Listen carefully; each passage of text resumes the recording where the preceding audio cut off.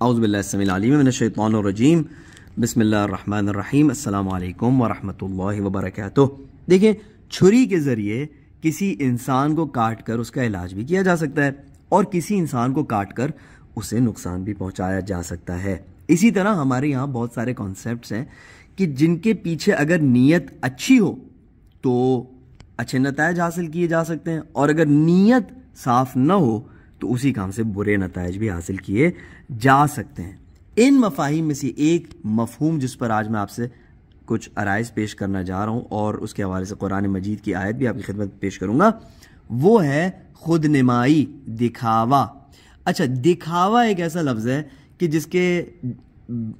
جس کی جگہ پر مجھے کوئی مثبت لفظ نہیں ملا کہ میں آپ کی خدمت میں پیش کروں تاکہ بات پوری طرح ٹرانسفر ہو، لہٰذا میں نے دکھاوے کا لفظ استعمال کیا جس کے ساتھ ویسے ہی ایک منفی معنی ایسوسیٹڈ اور اس کو کبھی کوئی مثبت نگاہ سے دیکھتا ہے نہیں۔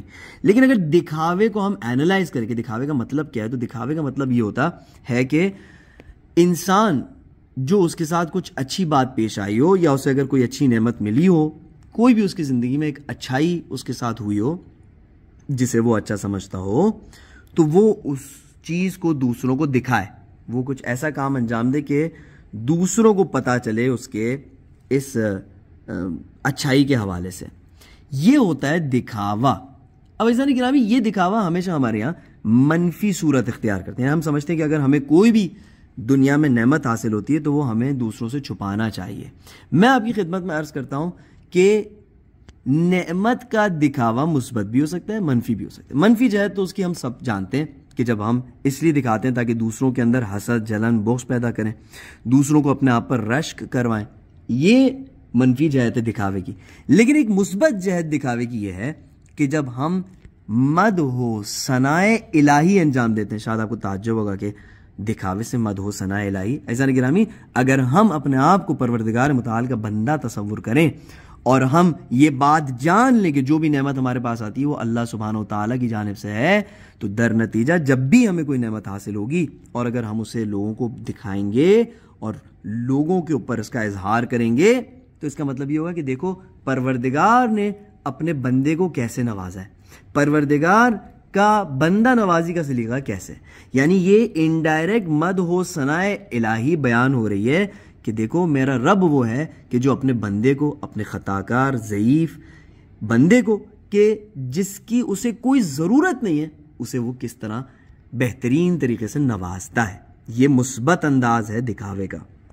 سوال شاید آپ کے ذہن میں ہے کہ یہ باتیں ہم اپنے سے بنا رہے ہیں، یہ بس ایسی ہی کوئی ذہن میں بات آ گئی تو کر رہے ہیں، یعنی قرآن مجید میں بھی اس کی کوئی بیس موجود ہے اور اس سے کوئی اس کے بارے میں فائدہ لیا جا سکتا ہے۔ تو قرآن مجید کی ایک آیت تو بڑی مشہور ہے کہ وَأَمَّا بِنِعْمَةِ رَبِّكَ فَحَدِّثْ، یعنی اے رسول پروردگار متعال کی نعمتوں کی حدیث کرو، اس کے بارے میں گفتگو کرو، جو پروردگار متعال نے تمہیں نعمتیں دی ہیں اس کے بارے میں گفتگو کرو۔ یہ ایک آیت ہے لیکن اس سے زیادہ واضح آیت پریکٹیکلی میں آپ کی خدمت میں عرض کرتا ہوں۔ سورہ نمل میں آئیے گا، سورہ نمل آیت نمبر 15 سے ہم شروع کرتے ہیں۔ حضرت سلیمان اور حضرت داؤد علیہ السلام، حضرت داؤد باپ ہیں اور حضرت سلیمان بیٹے ہیں، ان دونوں انبیاء کا تذکرہ ہے۔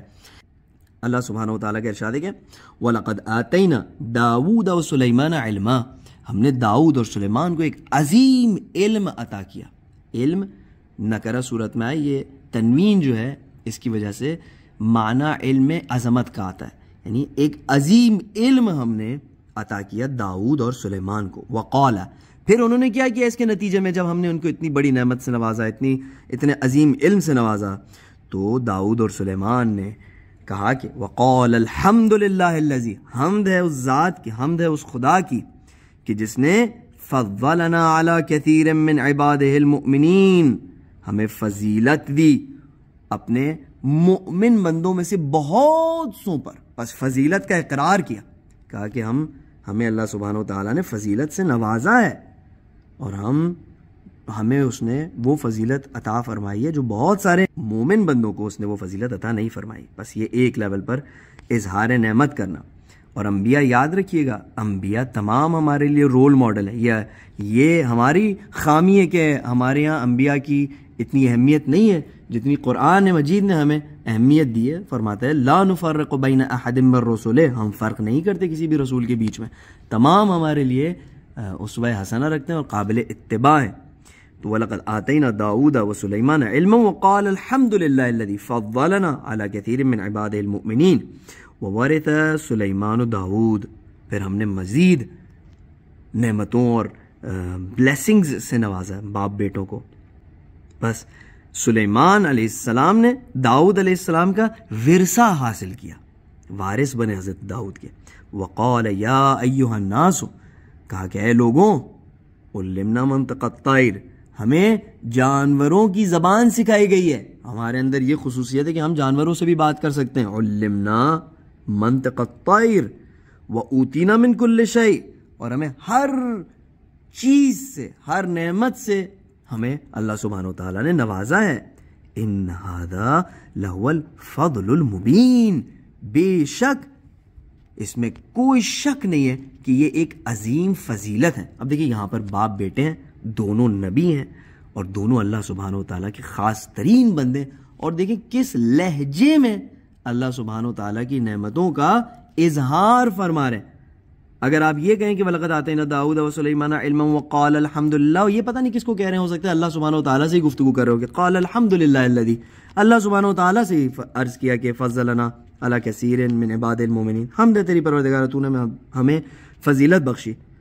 لیکن پھر یہاں پر کوئی شک کی گنجائش ہی نہیں بچتی کہ وَوَرِثَ سُلَيْمَانُ دَاوُودَ وَقَالَ يَا أَيُّهَا النَّاسُ.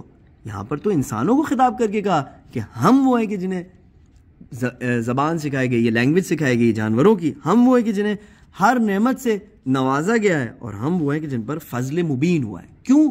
کیونکہ اللہ سبحانہ و تعالیٰ کی ذات کی طرف رہنمائی تھی.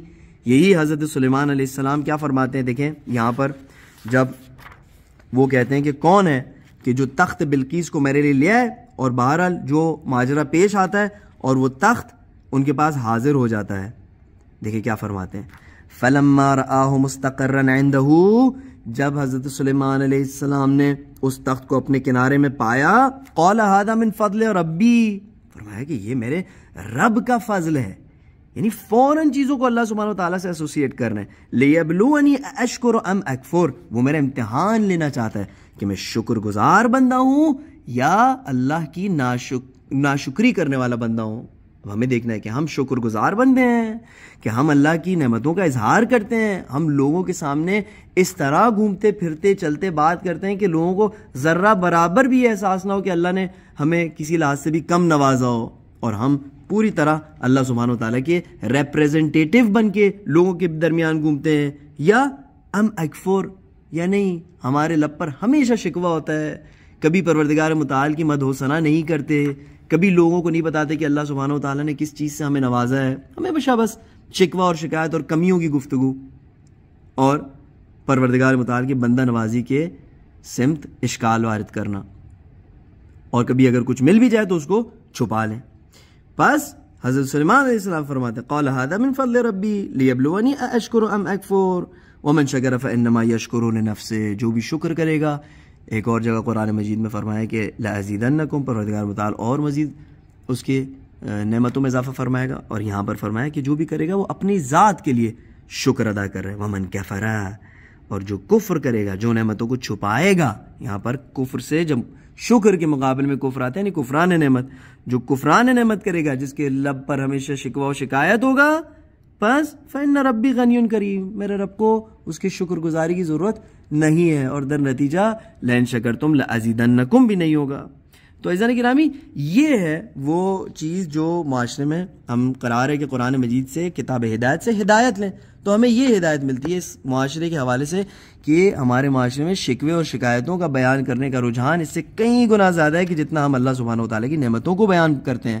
اور کبھی اگر اظہار کرتے بھی ہیں تو ہماری نیت دوسروں کو جلانا، دوسروں کو غصہ دلانا، دوسروں کے اندر رشک پیدا کرنا، جو کہ اللہ سبحانہ و تعالیٰ کو ہرگز نہیں پسند ہے. لہٰذا ہماری شادیوں میں جو ہم خرچہ کرتے ہیں اس میں ہم ہر قسم کے گناہ بھی کرتے ہیں، ہر قسم کی برائی بھی کرتے ہیں، اور ہم سے اس لیول پر بھی، وہاں پر بھی جہاں بہترین موقع ہوتا ہے اللہ سبحانہ وتعالیٰ کا شکر ادا کرنے کا، بھلے آپ اپنی نعمتوں کو دکھائیں، بھلے آپ اپنی بلیسنگز کو دکھائیں، لیکن اس میں بھی ہم تمام چیزوں کو آلودہ بگناہ کر دیتے ہیں. کیوں؟ کیونکہ ہماری نیت شاید یہ نہیں ہوتی کہ ہم اظہار بندگی کریں اظہار نعمت کے ذریعے، بلکہ ہم دکھاوا اس کے منفی معنوں میں کرنا چاہتے ہیں. اللہ کرے کہ ایسا نہ ہو، اور کچھ ایسے لوگ دنیا میں اور ہمارے معاشرے میں خاص کر کے ہوں کہ جو اللہ سبحانہ و تعالیٰ کی نعمت کا حضرت سلیمان علیہ السلام کے نقش قدم پر چل کے ان کی سنت پر عمل کرتے ہوئے اظہار کریں اور اللہ سبحانہ و تعالیٰ کی بڑائی کو لوگوں کے سامنے گنوائیں. اللہم اخرجنا من الظلمات الوہم واکرمنا بنور الفہم، اللہم افتح علینا ابواب رحمتک وانشر علینا خزائن علومک. اللہم صلی علی محمد وآل محمد.